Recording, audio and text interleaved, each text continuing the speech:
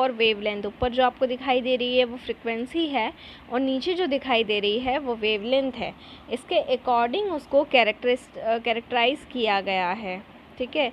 तो वेवलेंथ और फ्रिक्वेंसी के बेसिस पे हम इसको कैरेक्टराइज कर सकते हैं। अब यहाँ पर अगर हम बात करें, सबसे पहले हम फ्रिक्वेंसी की बात कर लेते हैं। तो फ्रिक्वेंसी को का साइन v होता है, वेवलेंथ का लैम्डा होता है। SI यूनिट की अगर बात करें तो फ्रिक्वेंसी की SI यूनिट होती है हर्ट्ज़, सेकेंड इन्वर्स, जिसे हर्ट्ज़ ने दिया था। अब इसको डिफ़ाइन कैसे करते हैं, देखिए 1 सेकेंड में जितनी नंबर ऑफ वेव्स पास होती हैं 1 सेकेंड के अंदर, 1 सेकेंड के अंदर जितनी नंबर ऑफ वेव्स पास होंगी उसको फ्रिक्वेंसी कहा जाता है 1 सेकेंड में। क्लियर। वेवलेंथ जो होती हैं उसकी जो यूनिट्स होती है, जैसे SI यूनिट्स मीटर होती है। जनरली वेवलेंथ एक तरह से यूनिट्स ऑफ लेंथ में मेज़र की जाती है, जिसमें मीटर होती है। और कुछ ऐसी इलेक्ट्रोमैग्नेटिक रेडिएशन होती हैं जिसके अंदर बहुत टाइप की वेव्स होती हैं जिनकी वेवलेंथ बहुत ही छोटी होती है। क्लियर। तो वो तो हम देख चुके हैं। अगर हम वैक्यूम की बात करें तो जितनी भी इलेक्ट्रोमैग्नेटिक रेडिएशन होगी वो रिगार्डलेस होगी वेवलेंथ के और सेम स्पीड से ट्रैवल करेगी। लाइट की स्पीड हम जानते हैं कितनी होती है, 3.0 × 10⁸ मीटर पर सेकेंड, ये हम जानते हैं लाइट की स्पीड होती है। क्लियर। इसको हम बोलते हैं स्पीड ऑफ लाइट और इसको हम c से इंडिकेट करते हैं। अब यहाँ पर एक रिलेशन दिया गया, फ्रिक्वेंसी वेवलेंथ जानते हैं, वेव्स की जो लेंथ होगी क्रेस्ट और ट्रफ के बीच की जो भी डिस्टेंस रहेगी वो वेवलेंथ होगी।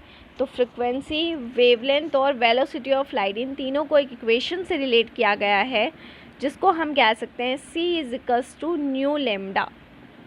c = न्यू लैम्डा, जहाँ पर c है वेलोसिटी ऑफ लाइट, न्यू है फ्रिक्वेंसी और लैम्डा है वेवलेंथ। तो c = न्यू लैम्डा, जिसके अकॉर्डिंग हम इन तीनों में से कोई सी भी वैल्यू को डिटरमाइन कर सकते हैं। तो c = न्यू लैम्डा यहाँ पे यूनिट हो गई है।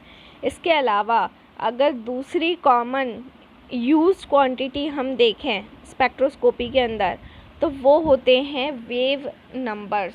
क्या होते हैं? वेव नंबर्स उनको हम कहते हैं। तो अगर दूसरी क्वांटिटी को हम देखें तो वो होंगे वेव नंबर, जिसको न्यू बार से रिप्रेजेंट किया जाता है। और ये इसका मतलब होता है पर यूनिट लेंथ में कितने नंबर ऑफ वेवलेंथ है। पर यूनिट लेंथ में एक यूनिट लेंथ में कितने नंबर ऑफ वेवलेंथ है उसको हम बोलेंगे वेव नंबर। ये इसकी जो यूनिट होती है वो वेवलेंथ यूनिट के रेसिप्रोकल होती है। अगर वेवलेंथ की बात करें तो उसकी यूनिट होगी मीटर, तो इसकी यूनिट होती है मीटर इनवर्स। कॉमन की अगर बात करें तो कॉमन यूनिट सेंटीमीटर इनवर्स।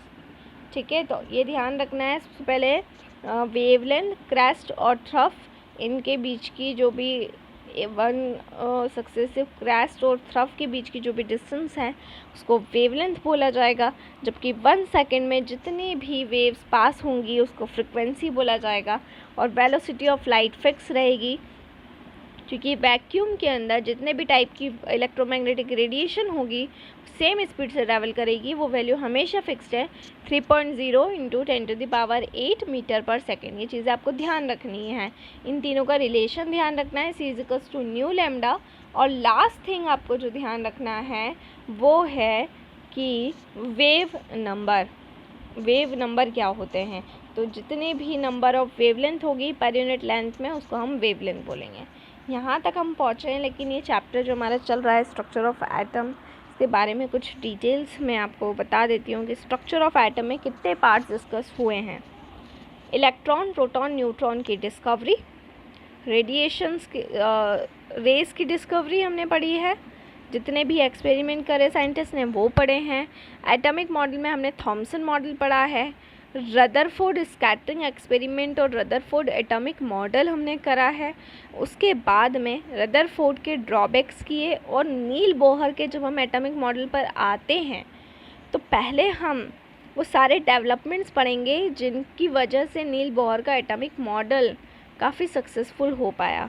तो वो सारे डेवलपमेंट्स कौन कौन से थे? सबसे पहले तो रेडिएशंस के बारे में डिस्कवरी हुई थी कि रेडिएशन में 2 टाइप्स के कैरेक्टर होते हैं, वेव नेचर भी होता है और पार्टिकल नेचर भी होता है। तो अभी हम उसका फर्स्ट टाइप पढ़ रहे हैं, वेव नेचर, जिसमें लास्ट में मैंने आपको वेव नेचर के बारे में, उसकी प्रॉपर्टीज़ के बारे में, इलेक्ट्रोमैग्नेटिक स्पेक्ट्रम के बारे में बता दिया था, और उसी से रिलेटेड उसी के कैरेक्टरिस्टिक्स यानी कि wavelength, frequency, velocity, wave number, ये सब हम उसके कैरेक्टरिस्टिक्स पढ़ रहे हैं। तो अभी हमारा वेव नेचर चल रहा है, इसके बाद में पार्टिकल नेचर चलेगा, एंड आफ्टर दैट फिर आएगा नील बोहर का एटॉमिक मॉडल। तो ये कोई अलग से पार्ट नहीं है, ये जो आपके पर्टिकुलर पार्ट हैं वो उसी एटॉमिक मॉडल से जुड़े हुए हैं, इसमें कुछ डिफरेंट नहीं है। तो आप ये वाला स्टार्टिंग से अगर पढ़ेंगे तो ये चैप्टर की लिंक बनती जाएगी और आपको इजी हो जाएगा।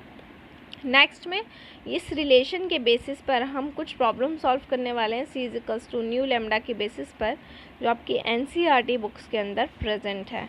तो वो हम पढ़ेंगे कि किस तरह से वेवलेंथ, फ्रिक्वेंसी, ठीक है, और वेलोसिटी या वेव नंबर के ऊपर क्वेश्चंस एग्ज़ाम में पूछे जाते हैं। तो उसके 2-3 टाइप हैं जिसको हम डिस्कस करेंगे नेक्स्ट में, and after that we have to go with the topic particle nature of electromagnetic radiation.